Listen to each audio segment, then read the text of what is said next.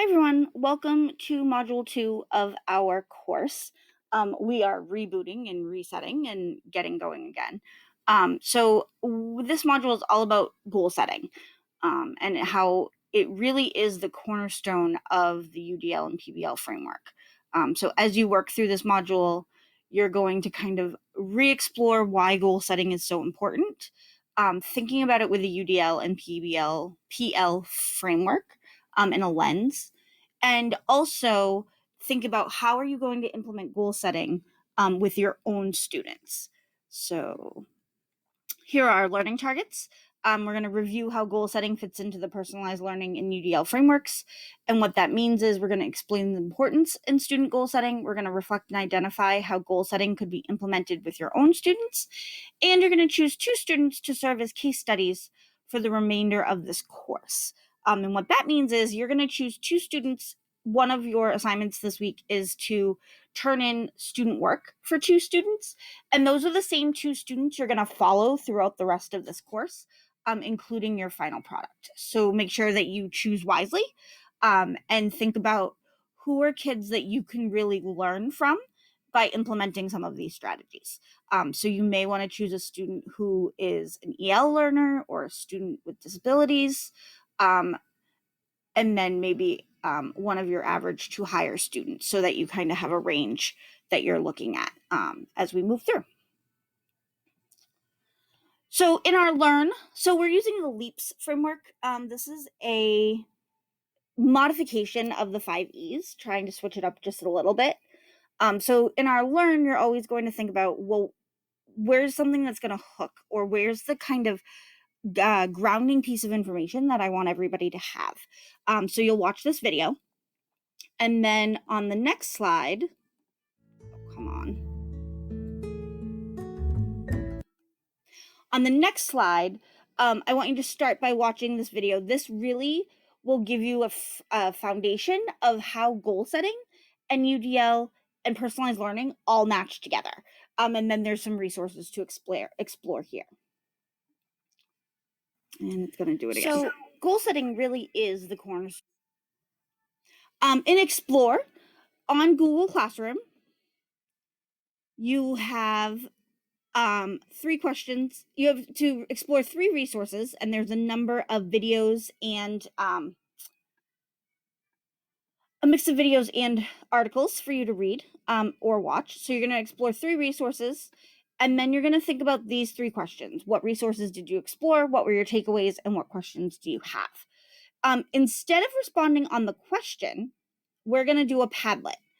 So down here is the Padlet. So if you click on it, you'll do Module 2 Explore. And when you use Padlet, if you aren't familiar, you're going to title it. You always want to make sure you're signed in. So make sure up here you see a little picture, or you see your name. You always want to make sure that you're signed in first. You'll know you're signed in because when you go to make a post, it'll have your name here. I love Padlet for UDL for multiple reasons, but really because of all the options it provides for people to give responses. So you can choose literally any way you want to respond. You could make a video, much like Flipgrid. You could do a voice recording, kind of like a podcast of some sort. You could draw your response. You could find a link, or you could create something and add it from your drive.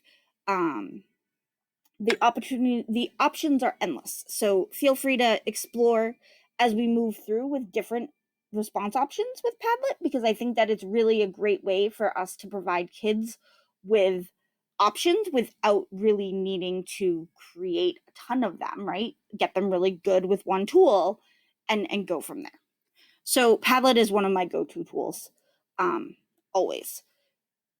After I've responded, I'm going to then go back and comment on 2 colleagues. And so you'll be able to see that there'll be a little comment box, and you'll comment on 2 colleagues' work. Once I've done the explore on Google Classroom, it is a question that just has a multiple choice that says I've answered on Padlet and I've responded to 2 colleagues. Apply and practice, what you're going to do is there are two examples here. The sample PLP templates are templates that I've borrowed and collected from teachers in the elementary grades. And then here are some more secondary approach that Wendy and Josh have kind of collated for us. So you want to look at either the sample PLP templates or the goal setting documents that are here.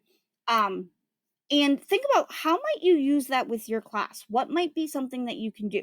This is also a fantastic opportunity to think about how can I start integrating the habits of learning into goal setting. Having kids set goals around a habit of learning is a really powerful thought process and experience. And when we're thinking about kids learning at home and at school, that self-directed learning and problem solving are super important. So maybe you're thinking about, maybe I'm not going to set a goal around an academic task. Maybe I want my kids to set a goal around habits of learning. Totally up to you. Then what you're going to do is you're going to add both of those to the Google Classroom by clicking on the View Assignment, Add, and then you can upload their work. The only thing I ask is, in order to protect privacy and confidentiality, that you make a copy of their work and upload it. One, because you can't upload anything that you don't own on Google Classroom, so this would make you an owner of a document. And two, it's going to just make sure that you delete everybody's name so that there's not any issues with confidentiality or privacy. The final step is always going to be a share, which is more like a reflect.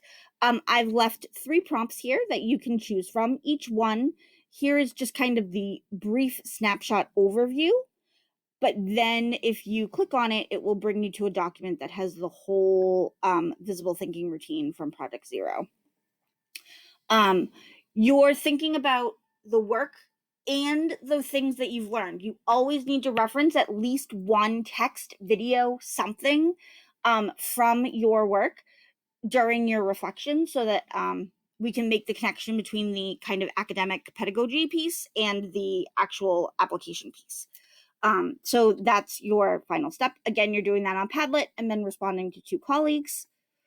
And then you have a final check. Here is your checklist of what needs to be completed before the video, before the next module. On the top of Google Classroom, within the next couple of days, you will see your overview spreadsheet. You will have make a copy of this. It will live at the very top of Google Classroom, and you can actually check off on your own what you've completed. So the first module was here. If you've done those, you can check those off. This is a way to keep you organized.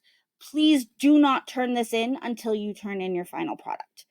I think that's everything for today. Please don't hesitate to reach out if you have any questions. I'm really excited to get us up and off the ground again. I think that you are going to learn a lot and be able to really reflect on the practices we're using with your students. Have a great week and happy learning.